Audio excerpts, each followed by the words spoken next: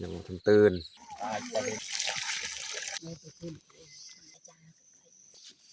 คุณท้องพี่น้อง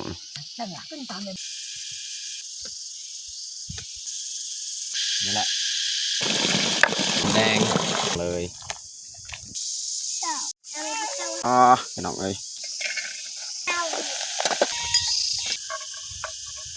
ขั่วจักรจันทร์น่าจะหักอย่าลืมกดไลค์กดแชร์และกดติดตามเด้อพี่น้อง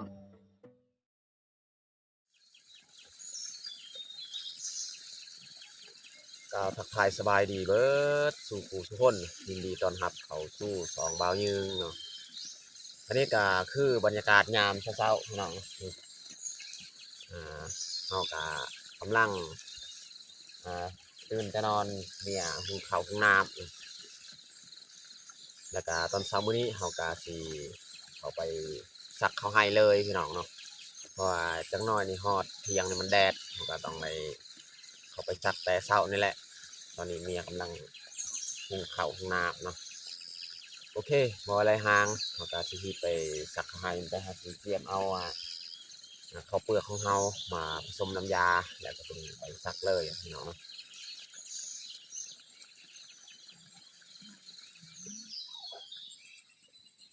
เนี่ยหุงข้าว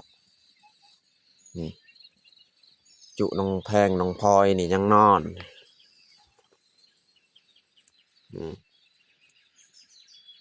ยังตื่น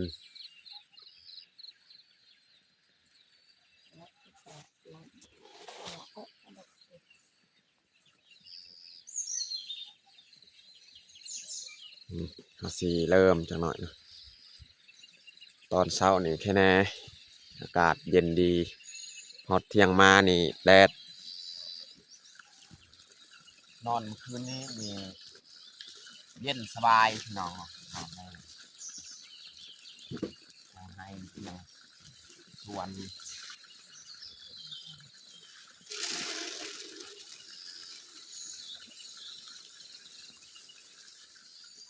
เติมน้ำอีกพี่น้องน้ำยานี่มันเค็ม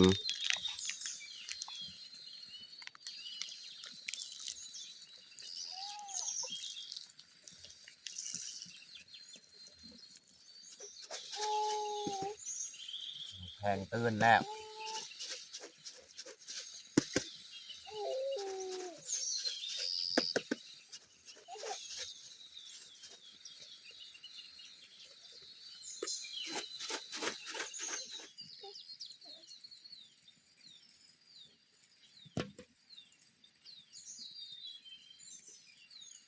เราสิเริ่มออกเลยเนาะ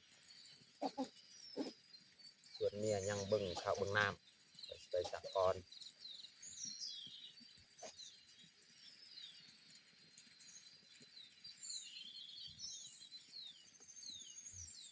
ก็ต้องใส่หมวกหรอกยังมีแดด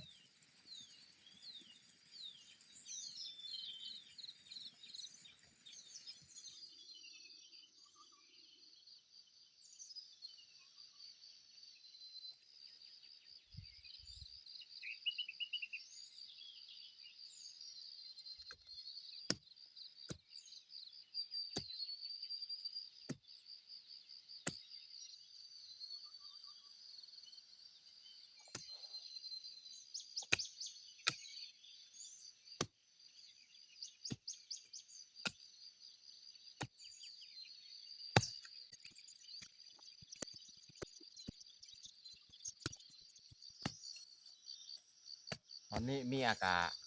มาซักน้ำแล้วและหนึ่งคำน้ำมาซักน้ำ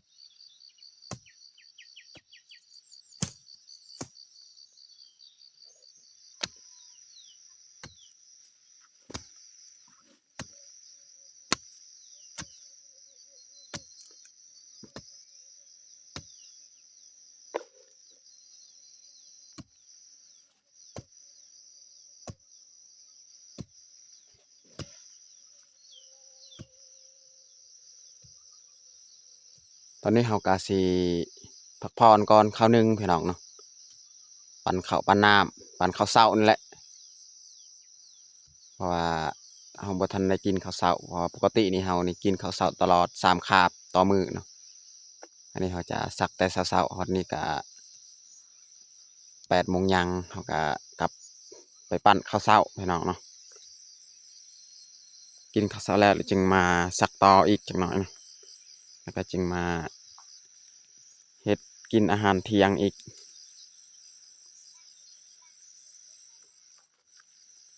ยานจุลูกๆหั่นหิวข้าวปั้นข้าวเช้าก่อนเนาะ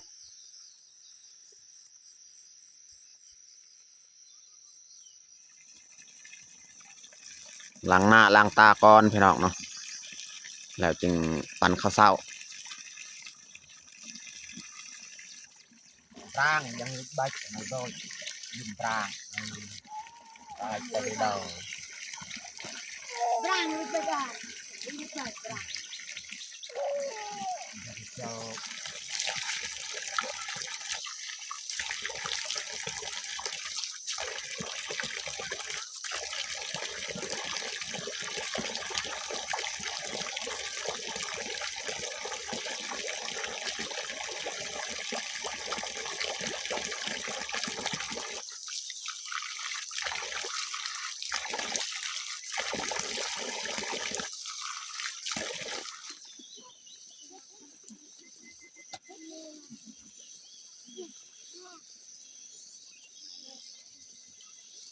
อันนี้เขาสิ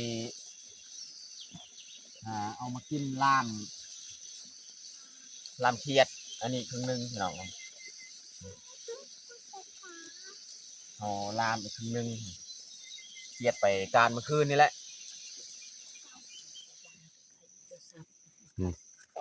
อุ่นอีกพี่น้องลามไปแต่เมื่อคืนนี่แหละลามกระบังน้อยๆพี่น้องเนาะส่วนนูของเฮานี่แมนตอนเที่ยงจะน้อยเห็ด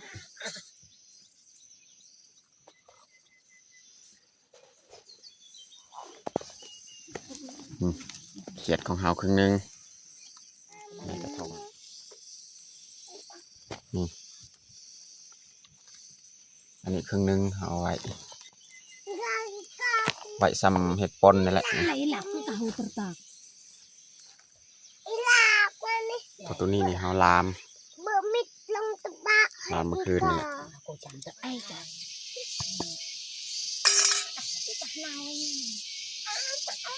Wah, aja kita. ปั่นข้าวเช้าพี่น้องเนาะ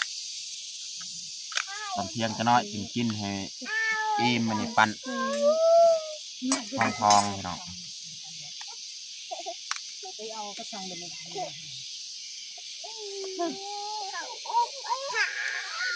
เที่ยวอีหลาไทยโอ้ยน่า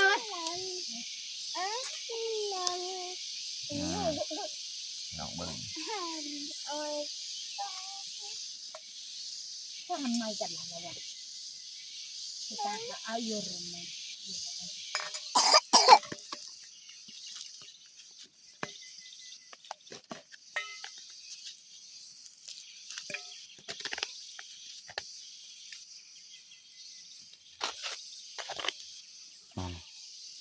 มาพี่น้อง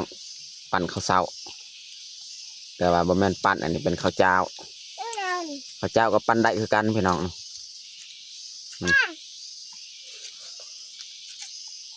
อุ่นท้องพี่น้อง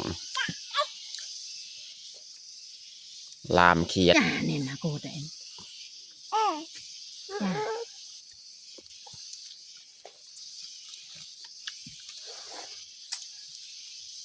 ดังไปเหล่าเด็ก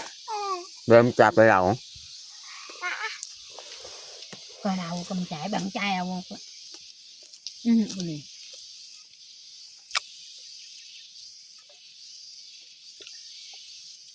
จะหาคนจ้าบุรีจ้าเด็ก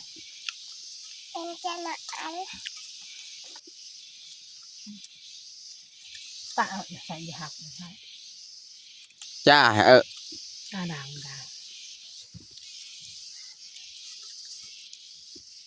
หนกใจ ไอ้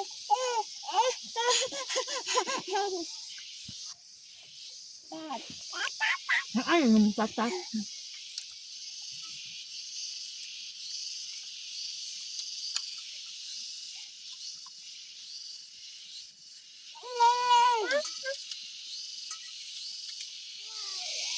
ตอนนี้ก็หลังจากเขากินข้าวกินน้ำเรียบร้อยพี่น้องเนาะเขาก็สืบต่ออีกนี่เมียขึ้นไปก่อนแล้วแดดก็เริ่มจะออกแล้วอันนี้เขาก็สืบต่ออีกพี่น้องเนาะสักต่ออีกจนฮอดเที่ยงจะหน่อยแล้วจึงกลับประพรฮอดเที่ยงจังหน่อยนะนี่เขาจะเริ่มแล้ว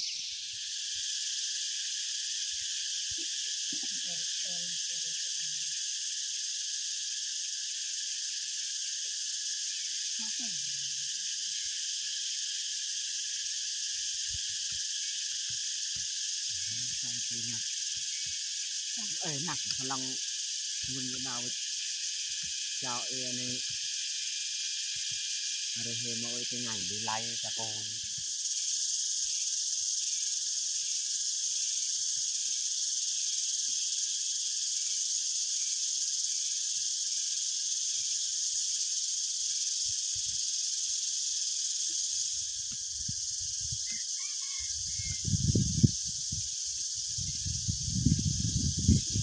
ตอนนี้เขาซักเข้ากับฮอตเที่ยงแล้วแต่ที่เริ่มพักผ่อนหน่อยนี่จอดกันกับซักมือบ้านนี่แหละ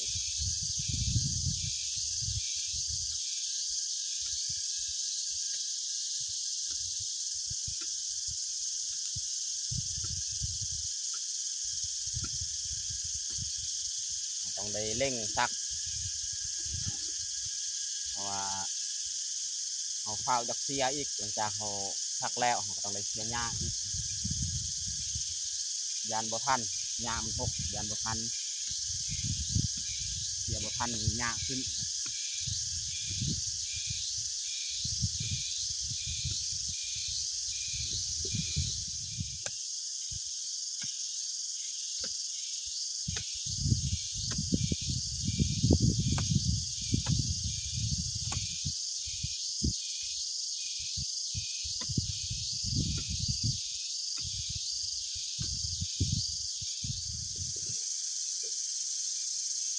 ตอนนี้ก็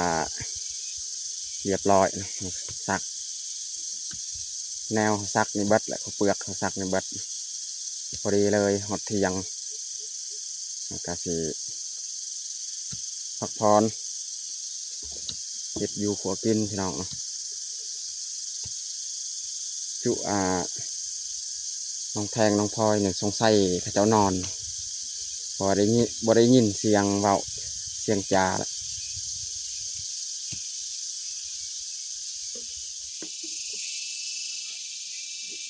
กำลังนอนหลับพี่น้องน้องแทงน้องพลอย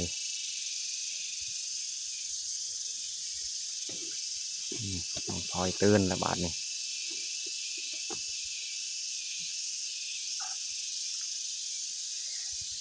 นอนอิ่มแล้วบ่น้องพลอย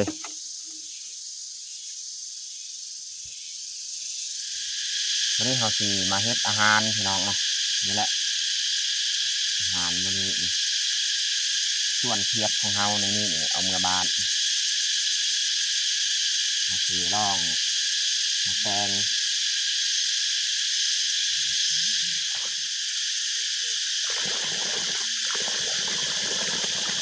เอามาตัดอยู่นี่เลยพี่น้อง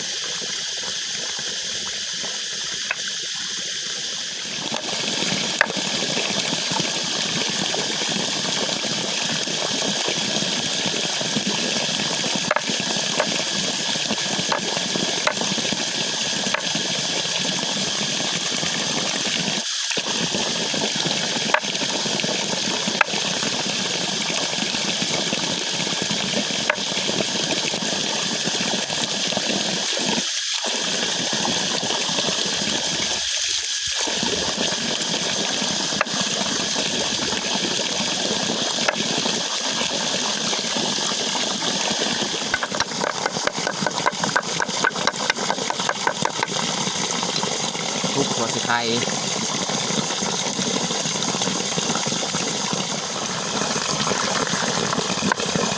ยคา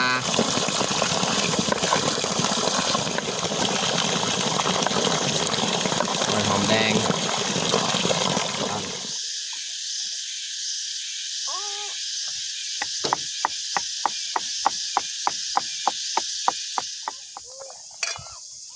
น้ำกระฟดวันนี้เราจะ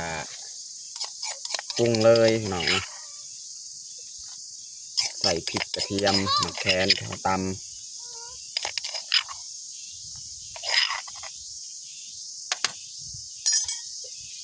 ใส่หัวสิไข่ใส่คาแล้วก็ใส่น้ำปลาใส่ผงนัว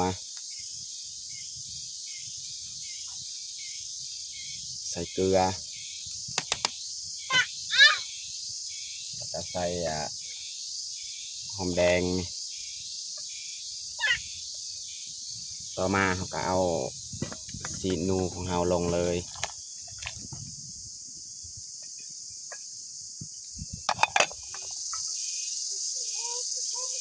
วันนี้เราจะมาหั่นผักพี่น้องเนาะจักจันกายังบ่ทันครัวจังน้อยถึงครัวจักจันพี่น้อง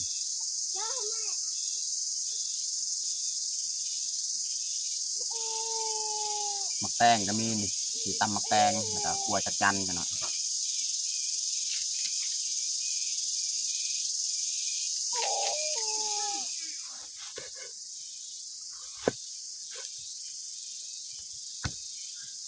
ซอยมะเขือพี่น้อง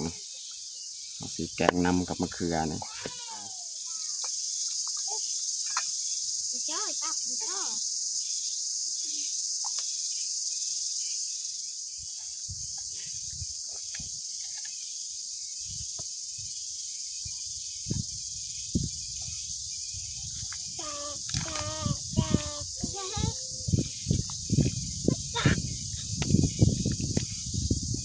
ใส่น้ำลายๆพี่น้องเนาะ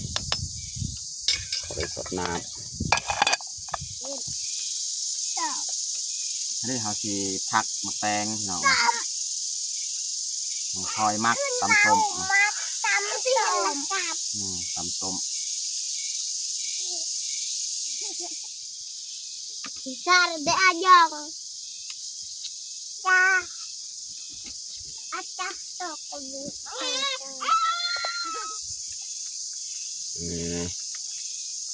ต้ม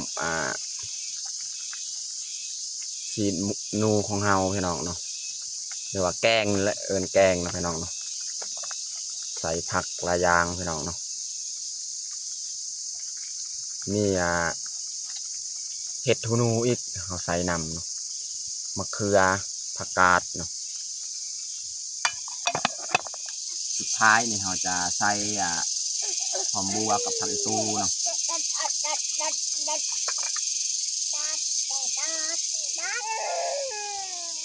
ใส่หอมบัวกับผักอีตู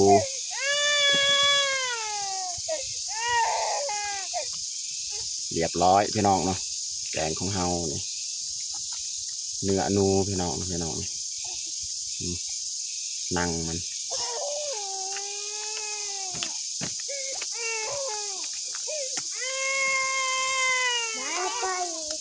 ส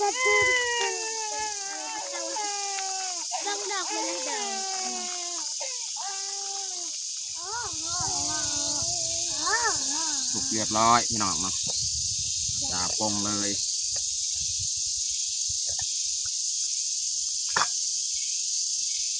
เราจะเทใส่ชามเลยพี่น้องเนาะ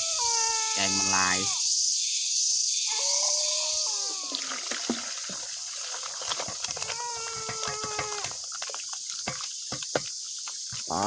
พี่น้องเอ้ยอยากเต็มถ้วยใหญ่พี่น้องนะ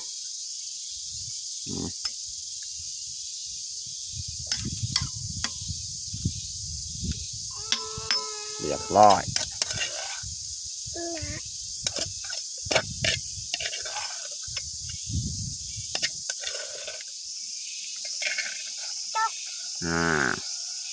น้องพลอยคั่วจักจันเอาเก็บเก็บมาใส่ถ้วย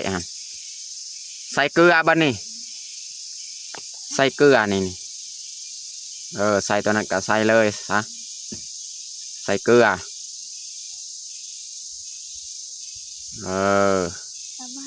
อ้าวคั่วบ้านี่ค่อยๆเด้อน้องพลอยขั่วจักจัน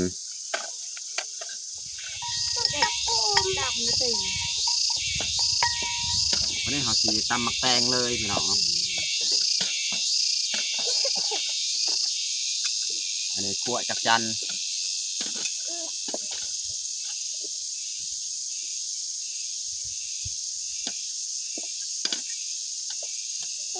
ไม่รู้อะไรให้อะไร วันนี้เขาจะใส่ปลาแดกอีกนะ เล่าให้ ใส่ปลาแดกกะสำเร็จรูปพี่น้องใส่แบบเข้มข้นเลยพี่น้องเนาะ ใส่ปลาแดก อืม ปลาแดก น้องพลอยนี่มักสุดเผ็ดส้มตำแบบนี้นะ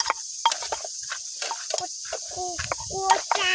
สม ถือว่าเรียบร้อยพี่น้องเนาะตำส้มของเรา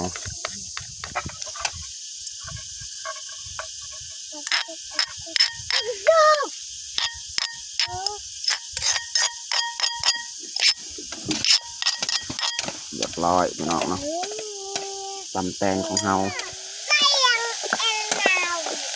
ขั่วจักจันกะไปสิแล้วพี่น้องเนาะ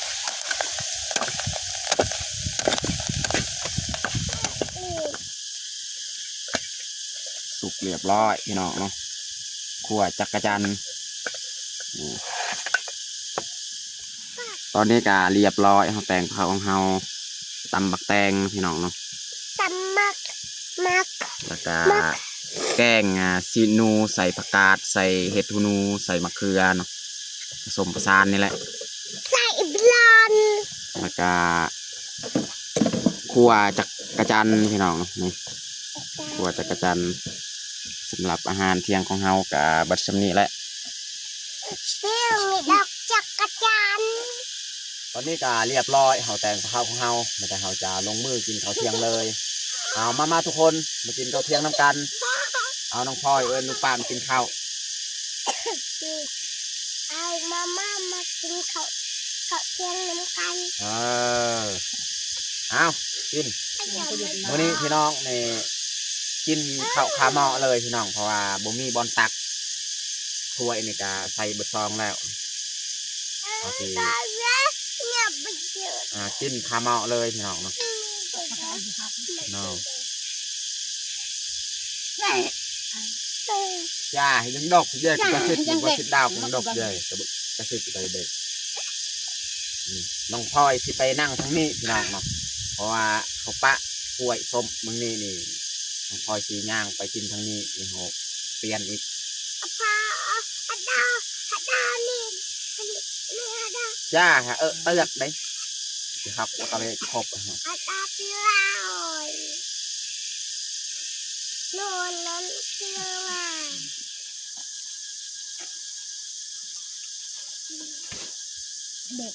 น่าจะหักเรามาบวกของความภาษา ค่ะด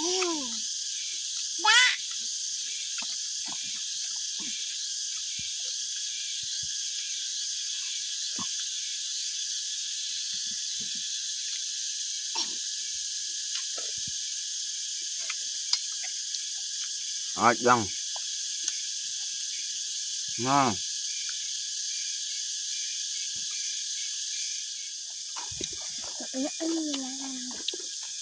เหนื่อย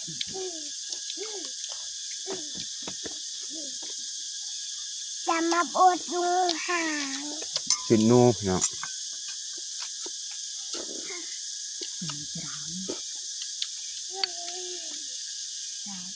จ้าสักลูกนะ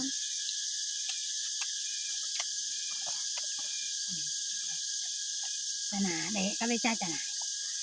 น้องนั่นไง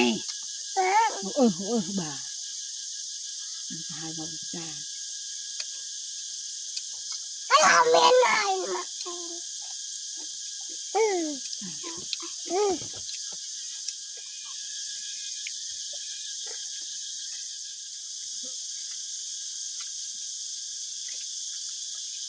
็เงี้ยตัวดังไข่ตัว